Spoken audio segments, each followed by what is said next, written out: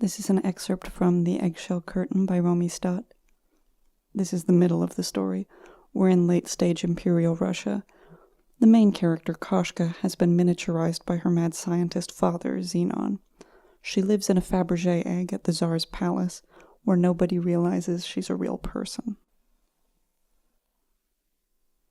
Koshka spent these moments, and every moment, nurturing her new hatred for her father. After a lifetime of excusing him, of accepting herself as inadequate, the emotion was almost invisible at first. But Koshka carefully winnowed it out from among her more tender feelings, mote by mote, as though panning at a sluice. Each night, uncomplicated words formed on the princess's enormous lips. As Koshka watched the lips move up and down, in and out, she imagined them as fleshy pink threshers, as a machine on which Koshka could lay her biography one day at a time until it was reduced to mush, leaving only what was sharp and hard.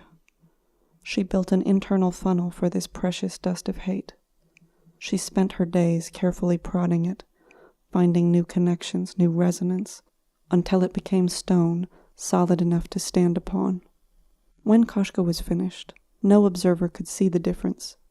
Her body was just as minuscule, her voice was just as unheard, yet Koshka stood as a general on an invisible cliff molded from her hate, able to survey the enemy's movements and set traps long before they reached the battle. Nothing had changed. Everything had changed. Koshka began to pay very close attention to Princess Marie, or at least to seem to. Before, when Marie had spoken, Koshka had watched passively. Now, Koshka walked right up to the edge of her ivory egg and pressed her ear against the crystal case, hanging on every word. At first it was a novelty, but as days passed and Koshka's friendliness didn't waver, Marie got used to leaving the case off. Their friendship firmly established, Koshka danced and curtsied with abandon, yet retreated into becoming shyness when shown to others. She began to ape some of the princess's movements. When Marie spoke to her, she leaned forward, nodding sympathetically with every word, until Marie got used to holding the egg in her hand to whisper her most embarrassing fears. Koshka would walk right over to her thumb and pat it comfortingly. When, after many weeks, Marie fell asleep with Koshka's egg on her pillow, Koshka calmly climbed out and crawled into Marie's ear until she reached the eardrum. She waited a moment for signs the princess might be waking. She looked out from the hot, waxy darkness, through the ring of light and hair, to the palace beyond. Koshka waited to feel doubt or certainty that this plan was better or worse than any other, but it didn't come.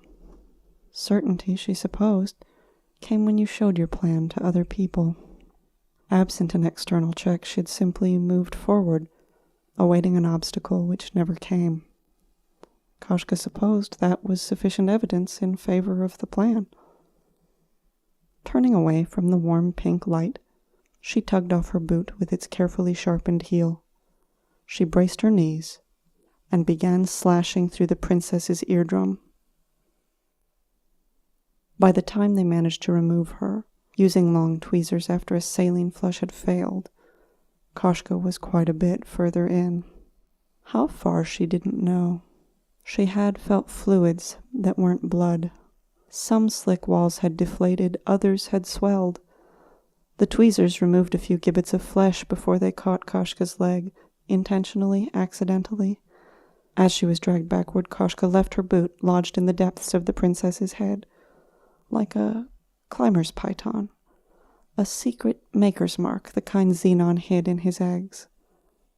From what she could see, before she was shut in a guard's cigarette box, there was quite a lot of blood, and Marie was howling. Here then was Koshka's moment of certainty. Her jailer, accidental or otherwise, had been vanquished. Koshka was stonily satisfied, although later, when she was safely clear of the field of combat, she was able to feel something like regret. Not truly regret. Marie was a necessary casualty. Even an indifferent chess player like Koshka knew you had to kill a pawn to reach the king. But Koshka felt the same sadness she had felt when Nyusha insisted on bloody revolution. It seemed so stupid that violence had become the only means of communication between her small, prescribed life and the grander world.